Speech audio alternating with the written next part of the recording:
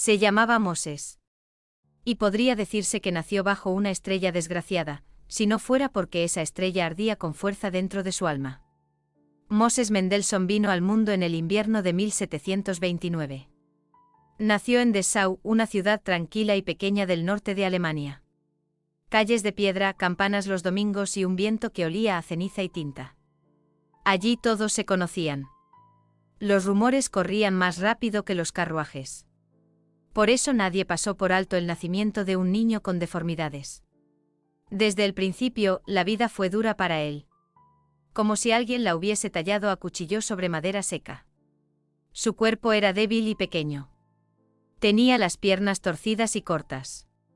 Y en la espalda una joroba, como una piedra de más, que el destino lanzó sobre sus frágiles hombros. En aquel tiempo, la apariencia lo era casi todo. Más que la bondad. Más que la inteligencia. Más que el alma. Y con ese cuerpo al niño no le quedaba otra cosa que las miradas tristes, o las burlas. Los adultos lo miraban con compasión. A veces con desconcierto. Pero los niños, como siempre, eran crueles. «Miren, qué monstruo», susurraban, señalándolo con el dedo. Moses apretaba los labios. Bajaba la mirada. Aprendió muy pronto a no llorar delante de nadie. Su madre era una mujer humilde. Hecha, casi, de oraciones y preocupaciones. Siempre lo vigilaba con los ojos. Casi no lo dejaba salir a la calle. Mejor que juegue en un rincón, con un libro, con las sombras en la pared. Que no lo miren así. Que no le apunten con el dedo, pensaba ella. Su padre, Menachem Mendelssohn, era distinto. Copiaba libros sagrados, letra por letra. Con respeto. Con devoción. Como si cada palabra fuera una revelación. Y trataba a su hijo extraño con ese mismo cuidado. Como si fuera un pergamino antiguo, al que no se podía tocar con manos rudas. Un día cualquiera al mediodía, cuando el sol colgaba del cielo como una moneda de cobre, llegaron unos artistas ambulantes. Entraron en el taller. Polvorientos, ruidosos, con sonrisas grandes como lunas. Moses, sentado en un rincón, seguía un libro viejo con los dedos. Dibujaba líneas invisibles en el aire. Uno de los artistas lo miró de lado y murmuró: «¿Y si se lo damos a nosotros?». El otro soltó una carcajada. Tan peculiar. Podría ser una estrella. Un enano, un bufón, un acróbata, lo que sea para divertir al público. Le daremos un nombre. Un escenario. Comida. Dinero. ¿Qué más puede querer una familia pobre? La respuesta de Menachem fue rápida. No dijo una sola palabra. Solo se acercó, y lo golpeó. Con tanta fuerza que al artista se le doblaron las piernas. ¿Convertir a mi hijo en una burla?, susurró. Sin gritar. Pero con una voz firme como el hierro. Nunca. En la vida. Los artistas se marcharon cojeando. Murmurando que solo querían ayudar. Moses se quedó. Oyó todo. Recordó todo. Y ese día, tal vez por primera vez, lo entendió de verdad, no era un juguete. Ni un monstruo. Ni una marca maldita. Era una persona. Aunque el mundo no lo aceptara, en esa casa, entre manchas de tinta y pergaminos antiguos, él era amado. Y del amor, incluso del más callado y modesto, a veces nacen cosas grandes. La fuerza del alma contra el destino cruel. En la casa de los Mendelssohn reinaba el silencio. No era un silencio muerto, sino profundo. Como en una biblioteca. Como en un templo. Afuera, tras la cortina, el mundo seguía su ruido habitual. Gritaban los vendedores, retumbaban las ruedas de los carros, ladraban los perros. Pero dentro solo se oía el rasgueo de una pluma sobre el papel. El niño estaba sentado, encorvado, frente a una mesa estrecha. Apenas alcanzaba la madera con el mentón. Delante de él, una hoja cubierta de líneas claras y ordenadas. Cada letra parecía tallada. Como una oración. Mojaba la pluma en silencio. Como si temiera molestar a un ángel invisible. Ese era su mundo. Un mundo oscuro de libros. Profundo sin fin. Moses estudiaba en casa. No iba a la escuela. No solo por la pobreza. También por su cuerpo que lo convertía en blanco de burlas. Su padre fue su primer maestro. Y también el más exigente. No perdonaba errores. Ni en la letra. Ni en el pensamiento. Ni en el alma. La palabra de Dios no son garabatos, decía Menahem. Cada línea debe tener espíritu. Pero Moses no necesitaba muchas repeticiones. Captaba el sentido al instante. Tenía una memoria prodigiosa. Le bastaba leer una vez para repetir una página entera, palabra por palabra. No solo escribía. Pensaba. Mientras otros niños jugaban con palos, él buscaba respuestas. No preguntaba por qué sufría. No se quejaba. No se enfadaba con Dios. Solo quería entender. El viejo rabino de la ciudad escuchó hablar de él. Era un sabio de ojos apagados y mente afilada por los años. Al principio, no creyó lo que decían. Que no va a la escuela, pero conoce el Talmud. Murmuró con escepticismo. Lo conoce, dijo Menahem. Y creo que en algunas partes, piensa más de lo que debería para su edad. El rabino vino a la casa. Pasó una tarde entera con el niño. Le hizo preguntas. Cada vez más difíciles. Más profundas. Y Moses respondía. No con arrogancia. Sino con claridad. Con calma. Con la humildad de un niño y la sabiduría de un adulto. En un momento el rabino miró ese cuerpo torcido. Luego se inclinó hacia Menahem. Y susurró. Su mente es como una espada. Fina. Luminosa. Rara. Déjamelo. Lo llevaré a Berlín. Allí podrá estudiar. Créeme que este muchacho no es común. A través de él puede hablar el destino. Menahem guardó silencio. Largo rato. Enviar al hijo a la gran ciudad era como soltar un barco en medio de la tormenta. Sabía que Moses encontraría burlas. Frío. Miradas duras. Pero también sabía, su hijo ya no cabía en esas 4 paredes. Y así, una mañana de otoño, Moses dejó su casa. Llevaba un saco de cuero. Dentro 2 libros, un trozo de pan y una manzana. Iba solo. Su cuerpo se torcía bajo el peso de la joroba. Pero sus ojos brillaban. No por miedo. Por algo más profundo. Una luz interior. Berlín lo esperaba. 8 días de camino. Noches frías en posadas. Susurros detrás de él. Todo eso tendría que vivirlo. Pero paso a paso. Letra a letra. Pensamiento a pensamiento. Moses avanzaba. Aún no sabía que un día devolvería el respeto a la cultura judía en Europa cristiana. Que lo llamarían el Sócrates jorobado. Que sería amigo de los grandes filósofos de su época. No lo sabía. Pero aquel día, mientras caminaba por el sendero polvoriento, sabía una sola cosa. No quería dar lástima. Quería ser útil. Y lo sería. Fuera como fuera. El filósofo que no tenía lugar para el amor. Pasaron los años. El niño jorobado se convirtió en un hombre con nombre propio. Ahora lo llamaban señor Mendelssohn. Y lo decían con respeto. No por su dinero, apenas tenía. Ni por un título, era solo un sabio, hijo de un humilde copista. Lo respetaban por su mente. Por su corazón.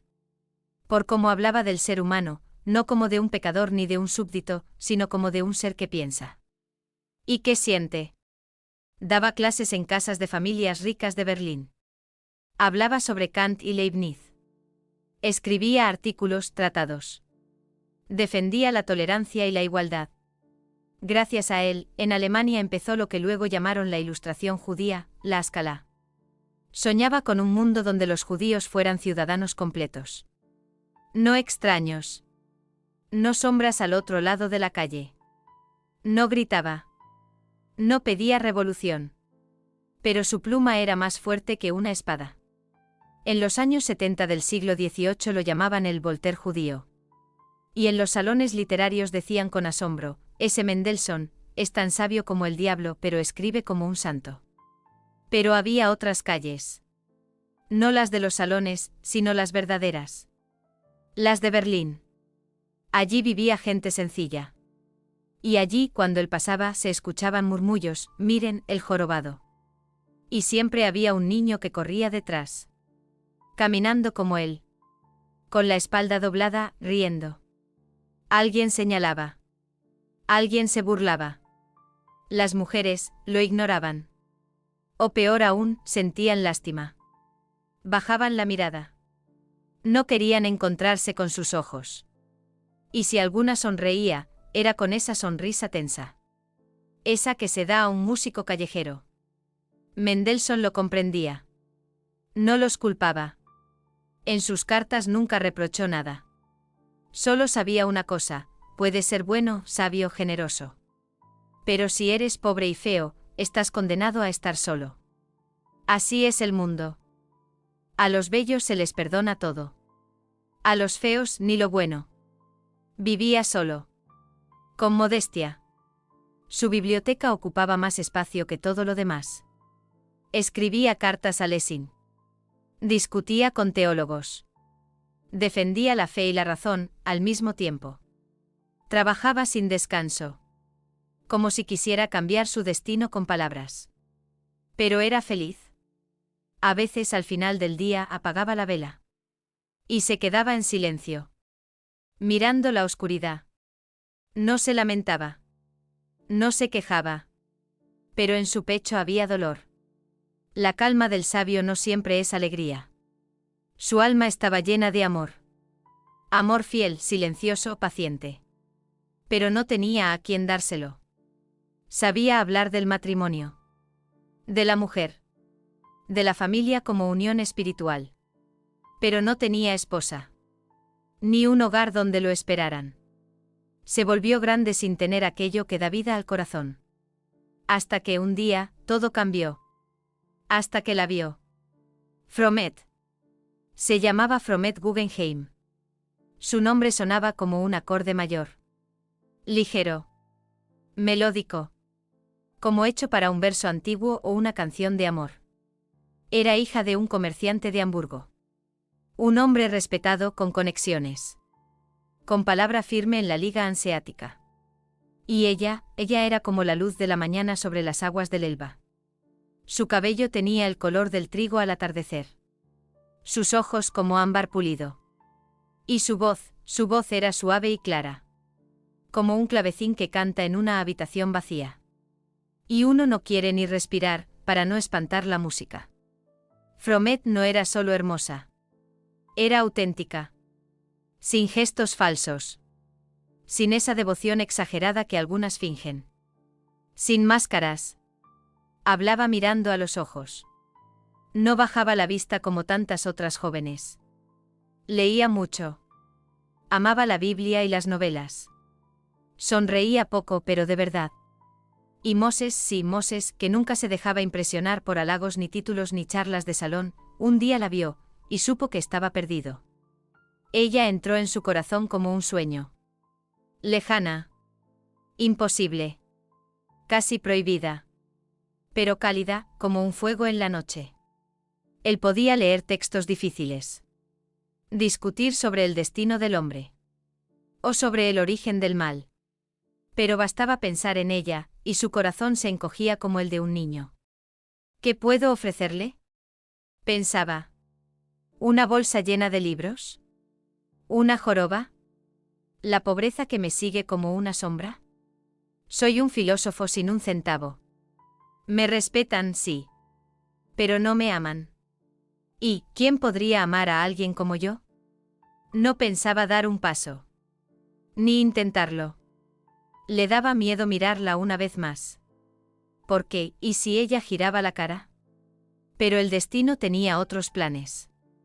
Un día su viejo amigo el doctor Emmerich Gumperz, un hombre bueno y valiente, entró sin tocar como siempre. Y dijo como si nada. Oye, Moses. ¿Y si te presento a alguien? ¿A quién? Preguntó en guardia. A una muchacha. Muy inteligente. Muy noble. Es más, ya la conoces. Fromet. Creo que podrían entenderse. Y tal vez, algo más. Moses se levantó de golpe. Casi tiró el tintero. ¿Estás bromeando? Ni un poco, respondió Emmerich. Siempre decides por los demás. Dale una oportunidad. Dátela tú también. ¿Y sí? Ridículo, murmuró Mendelssohn, sin mirarlo. Hasta suena ridículo. ¿Y no te parece más ridículo que tú, un genio, estés aquí, con miedo a ser feliz? Hubo silencio. Afuera una contraventana golpeó. Soplaba el viento de febrero. Ese que atraviesa hasta los muros de piedra. Moses miró la llama de la vela. Temblaba con la corriente. Y dijo despacio. Está bien. Emmerich sonrió. Yo fijaré el día. Pero por favor, no te olvides de ser tú mismo. Y nadie, ni el sabio ni su buen amigo, sabía entonces, que aquello no sería solo un encuentro. Sería un giro. No en su biografía. En su destino. El primer encuentro y el gran fracaso. Los Guggenheim vivían con elegancia. Tenían buen gusto. Como debía ser en una familia comerciante respetable de Hamburgo. El salón era amplio. Brillante por los reflejos de las superficies pulidas. En las paredes, retratos de antepasados.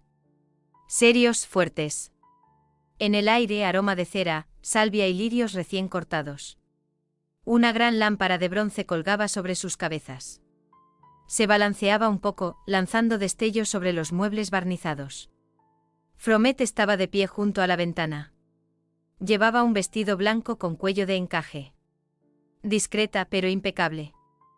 Como una figura de porcelana, viva entre espejos y terciopelo. Su mirada era atenta pero serena. Se acercó. Inclinó un poco la cabeza. Y dijo: Bienvenido a nuestra casa, señor Mendelssohn. Él hizo una reverencia. Torpe como siempre. Su joroba volvía los movimientos rígidos. La camisa tiraba un poco en la espalda. Sentía frío en el pecho. El corazón le golpeaba. No latía, retumbaba. Como si alguien golpeara con los puños dentro de sus costillas. Le agradezco su amabilidad, señorita, dijo sin mirarla directamente. Estoy muy honrado. El doctor Gumpert se retiró con discreción. Como un director que deja el escenario. Los dejó a solas. Se sentaron junto al piano. Comenzaron a hablar. Hablaron de muchas cosas. De Immanuel Kant, a quien Moses conocía en persona. De Johann Fichte, el pensador moderno. Del sentido de la Torá y del hasidismo. De antiguas parábolas. Y de novelas nuevas. Moses hablaba con pasión. A veces se enredaba. Se ponía nervioso. Pero retomaba el hilo. Llevaba sus ideas como un violinista lleva la melodía. Con temblor. Y con fuerza. Fromet respondía con calma.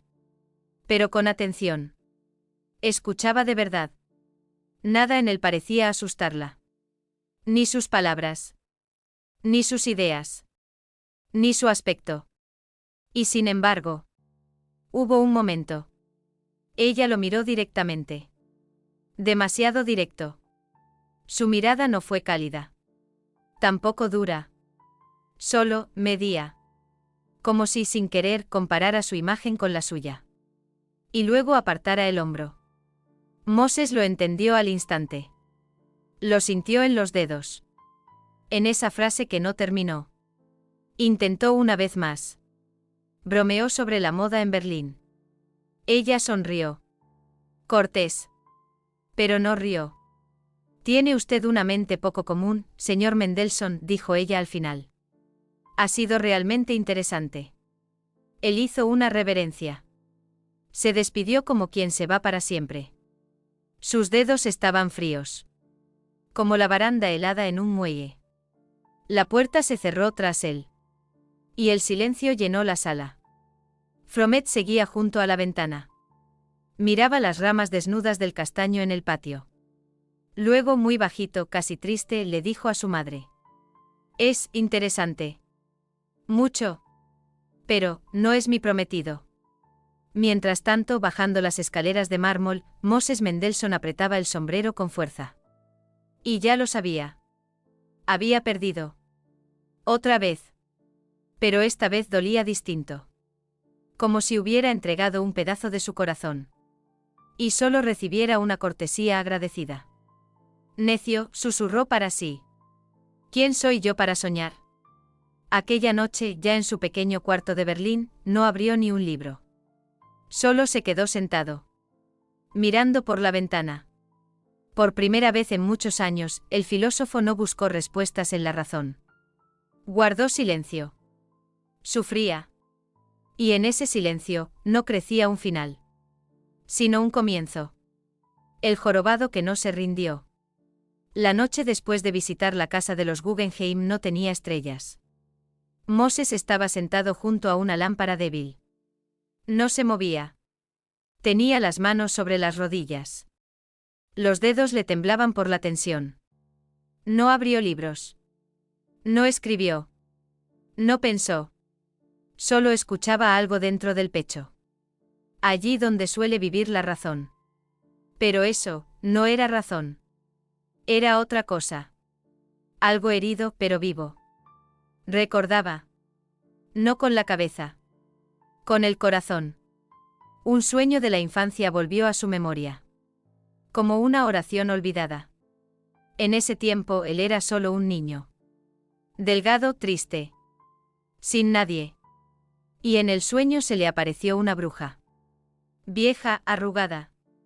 Con ojos como cortes en un velo negro. Le dijo: «Tú pides belleza y amor.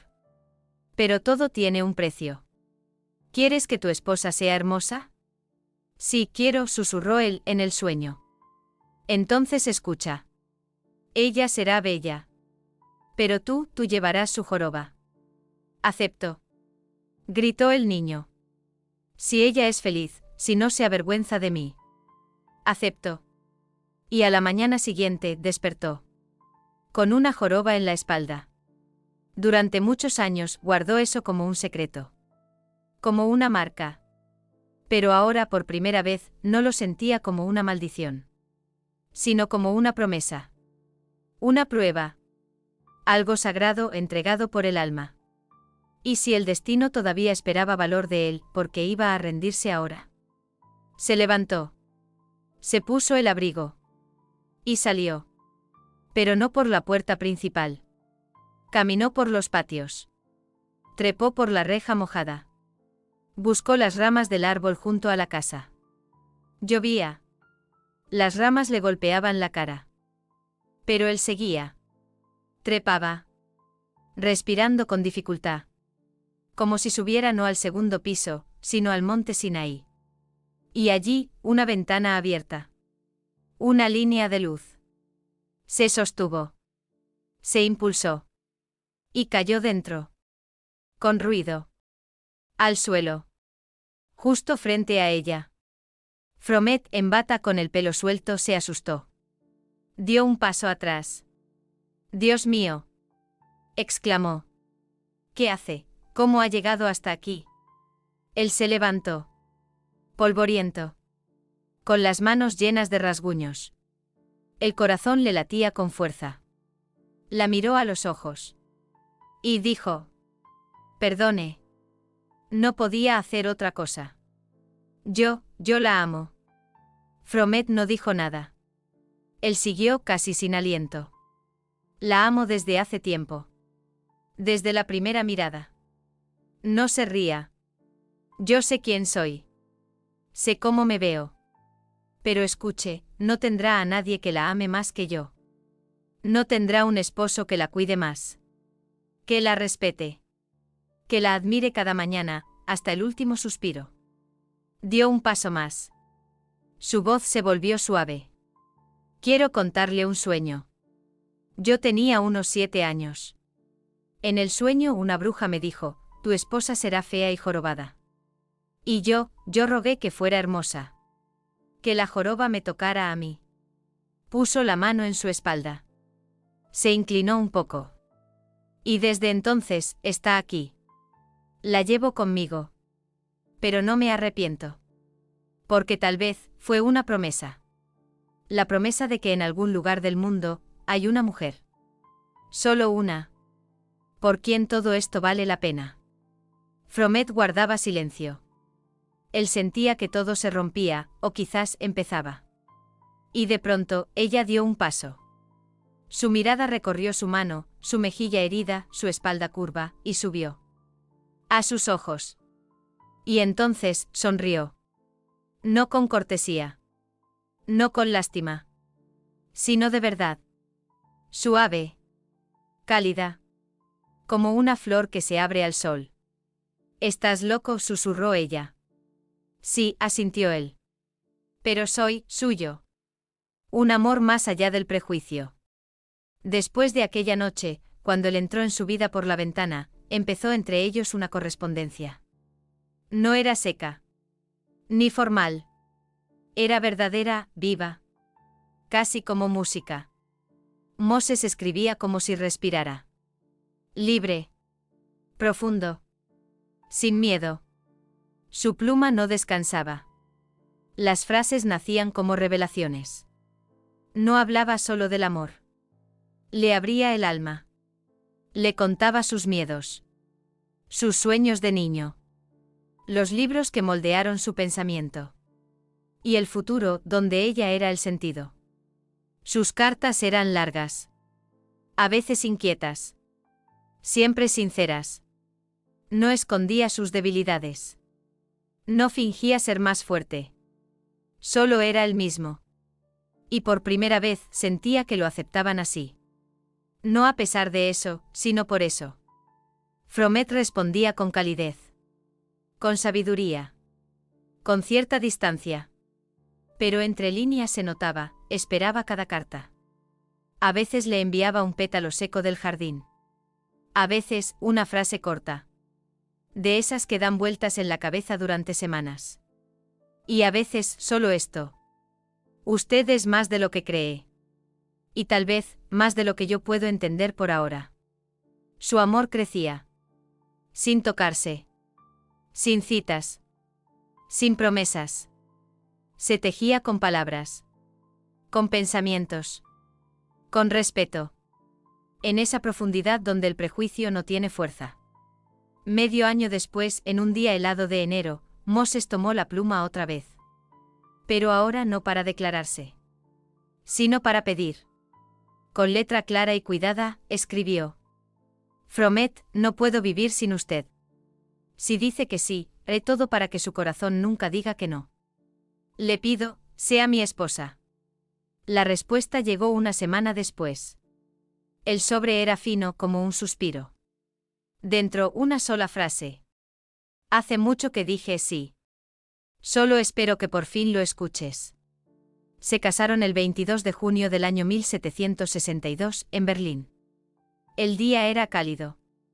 Corría una brisa suave. Como si la naturaleza bendijera su unión. Ella tenía 23 años. Él 33. Ella, hermosa, culta, de buena familia. Él bajo, jorobado, filósofo. Siempre contra la corriente. Su unión causó sorpresa. Murmullos. Incluso críticas. Pero todo eso quedó fuera.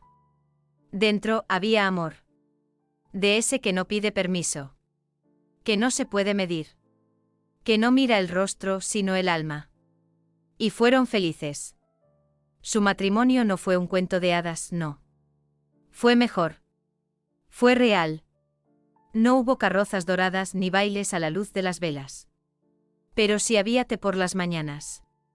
En silencio. Donde una mirada decía más que 100 palabras.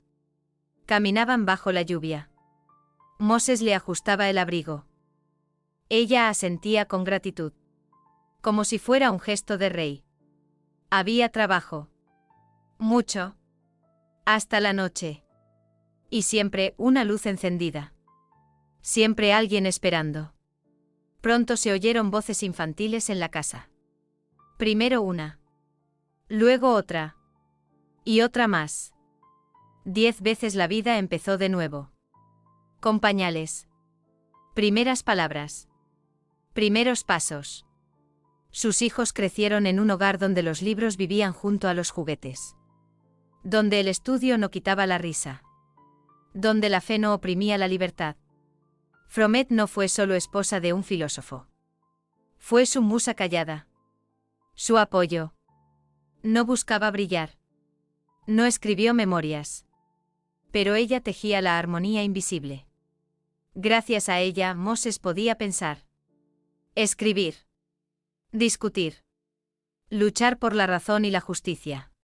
Sabes, le dijo una vez cansado tras un debate, cuando tú callas, me resulta más fácil hablar. Ella sonrió. Le tocó la mejilla con la palma. Y cuando tú hablas, me resulta más fácil creer. Sus obras de filosofía, religión, sociedad, se leían en toda Alemania. Y más allá. Incluso sus rivales lo respetaban. En Leipzig. En Berlín. En París. El nombre de Moses Mendelssohn sonaba con admiración. Fue la voz de la razón. De la tolerancia. En un tiempo que apenas empezaba a pronunciar esas palabras. Y con todo eso, seguía siendo aquel niño de Dessau. Con pantalones cortos. Frente a la ventana. Con su tintero. Solo que ahora, siempre estaba ella a su lado. Moses dejó este mundo en el año 1786. Sus últimos días fueron tranquilos. Sin miedo. Sostuvo la mano de Fromet hasta el final. Dicen que su última sonrisa fue para ella. Fromet vivió 26 años más. No como viuda, sino como guardiana de su memoria. Murió en el año 1812. Y ahora descansan juntos. ¿Cómo vivieron? Juntos. Sin ruido. Sin grandes palabras. Solo luz. Como una música escrita para dos. La marcha nupcial que casi no existió. Las historias de amor raras veces terminan. A veces solo cambian de forma. Vuelven como eco. En los hijos, en los libros, en los actos. En el aire que respiramos. Muchos años después de la muerte de Moses y Fromet, nació uno de sus nietos. Felix Mendelssohn Bartholdy. Llegó al mundo en un hogar donde la música y el pensamiento se sentaban juntos a la mesa. Creció rodeado de calor, de libros, de recuerdos. Y quizá sin saberlo todo, llevaba en sí una huella. La huella de aquel amor grande con el que empezó su linaje. Félix fue un niño prodigio. A los 10 años, ya componía sinfonías. A los 16, dirigía orquestas. Pero una de sus obras más mágicas, más alegres, más conocidas, fue la música para la obra de William Shakespeare El sueño de una noche de verano. La terminó en el año 1842. Entre sus piezas brillaba una en especial. Ligera, solemne, como si caminara entre flores. La marcha nupcial. Por primera vez sonó en Potsdam, en un teatro de la corte. La sala quedó en silencio con las primeras notas. Luego el público se levantó. No por protocolo, sino porque la música sonaba como una promesa limpia de felicidad. Pero el verdadero triunfo vino un año más tarde. En el año 1858, la hija de la reina Victoria, la princesa Victoria, se casaba con el príncipe heredero de Prusia. Eligió esa marcha para su boda. Sonó bajo las bóvedas de la capilla real. Entre campanas, pétalos de rosa y el oro de la orquesta. Desde entonces millones de novias caminan hacia el altar con esa melodía. Se escucha en iglesias pequeñas y en grandes catedrales. En bodas humildes y en ceremonias reales. Se volvió sinónimo de una promesa, estar juntos. Pase lo que pase. Pero casi nadie sabe que esa música pudo no existir. Que nació de unas raíces sembradas mucho antes. De un amor que aceptó a un filósofo jorobado, cuando todos los demás lo rechazaban. Si Fromet no hubiera dicho aquel sí. Si no hubiera creído en Moses, el nieto no habría nacido. Y sin él, no habría habido música. No habría habido estas notas bajo las cuales millones de corazones deciden unirse para siempre. Que esta historia nos lo recuerde. No es el rostro, ni el dinero, ni el apellido lo que importa. Es la fe, el valor y el amor, eso es lo que crea la música más duradera de la historia humana. Y a veces, para que suene la marcha de Mendelssohn por siglos, basta una sola cosa. Que una mujer, un día, no tenga miedo de decir sí.